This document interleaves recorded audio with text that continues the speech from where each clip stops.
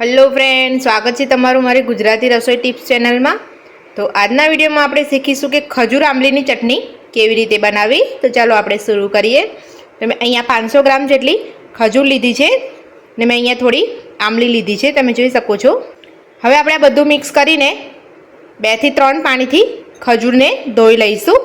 તો તમે જોઈ શકો છો ખજૂર આંબલીને મેં સારી રીતે ધોઈ લીધું છે। હવે આપણે મેં અહીંયા એક કુકર લીધું છે, એમાં આપણે 1 ગ્લાસ પાણી ઉમેરીશું। એમાં આપણે હવે ખજૂર આંબલીને એડ કરીશું। આમાં આપણે 1 ચમચી જીરું નાખીશું, અડધી ચમચી મીઠું નાખીશું। હવે આપણે કુકરનું ઢાંકણ બંધ કરી લઈશું અને આપણે 3 થી 4 વિસલ થવા દઈશું। 3 થી 4 વિસલ થઈ ગઈ છે આપણી। હવે આપણે ગેસ બંધ કરી દઈશું ને કુકરને આપણે ઠંડુ થાય ત્યારબાદ આપણે ખોલીશું। કુકર આપણું ઠરી ગયું છે, હવે આપણે એને ખોલી લઈશું। અહીંયા મેં એક મોટી થાળી લીધી છે, એમાં આપણે બધું કાઢી લઈશું। એમાંથી બધા થળિયા એના કાઢી લેવાના। તમે જોઈ શકો છો ખજૂર આપણી બફાઈ ગઈ છે, એકદમ આસાનીથી તૂટી જાય છે। ખજૂરના બી આપણે બધા કાઢી લઈશું અને જે આંબલીના બી છે અંદર એ પણ આપણે કાઢી લઈશું।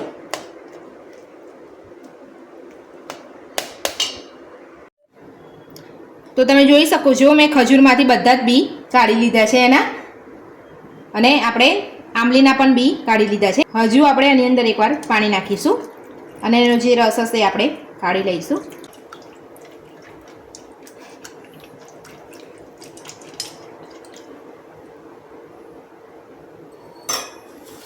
પાણીને આપણે ડાયરેક્ટ મિક્સરમાં કાઢી લઈશું। હવે આપણે પીસવાનું છે એટલે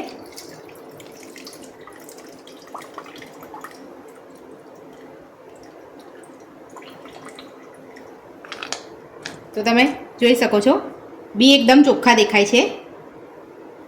હવે આપણે જે આ ખજૂરનો પલ્પ છે એ બી મિક્સર જારમાં લઈ લઈશું અને આપણે પીસી લઈશું।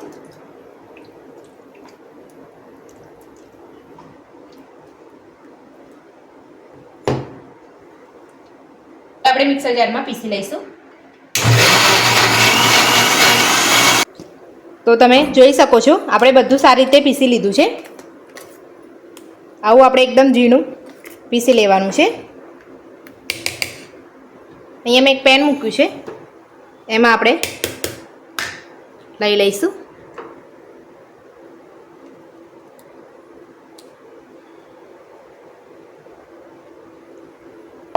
હવે મેં અહીંયા 1 ગ્લાસ પાણી લીધું છે, આપણે આ મિક્સરમાં નાખીને બધું મિક્સર જારને બધું પાણીથી હલાવીને બધું જ લઈ લઈશું, આપણે અંદર એડ કરી દઈશું।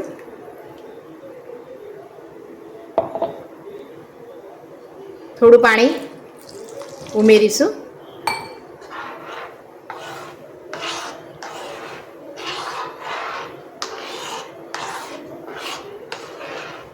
બરાબર પાણી સાથે આપણે ચટણીને મિક્સ કરી લેવાની છે।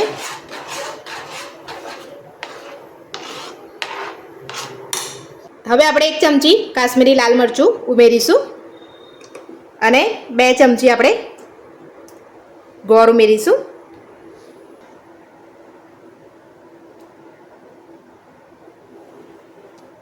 બધું મિક્સ કરી લઈશું।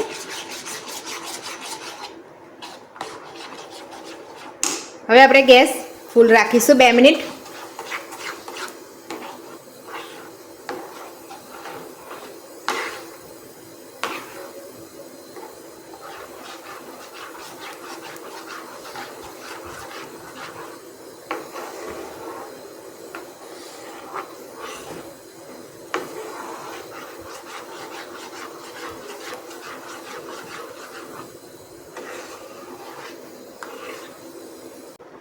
આ જે ઉપર બધું આવે છે પીળો ભાગ એ બધું આપણે એને કાઢી લેવાનું છે।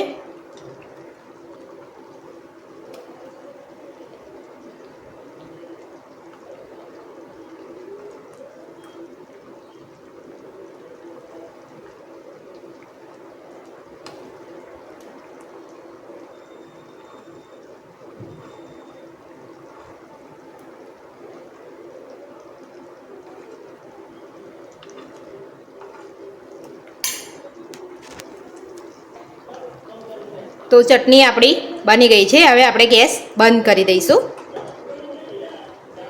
હવે આપણે એક વાસણમાં કાઢી લઈશું. તો તમે જોઈ શકો છો આપણી ખજૂર આંબલીની ચટણી બનીને તૈયાર થઈ ગઈ છે.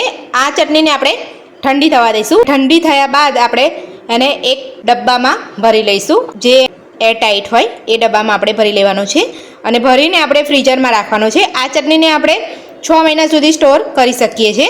આ ચટણીને આપણે વડાપાવ છે, સમોસા છે, દાબેલી છે, એમાં આપણે ખાઈ શકીએ છીએ. ખજૂર આંબલીની ચટણી ઘણી બધી વસ્તુમાં આપણે ઉપયોગમાં લઈ શકીએ છીએ. તો આજની મારી રેસીપી ગમી હોય તો મારા વિડીયોને લાઇક કરજો, કોમેન્ટમાં મને જરૂરથી જણાવજો તમને મારી આ રેસીપી કેવી લાગી. ચેનલને જરૂરથી સબસ્ક્રાઈબ કરી લેજો. Thank you.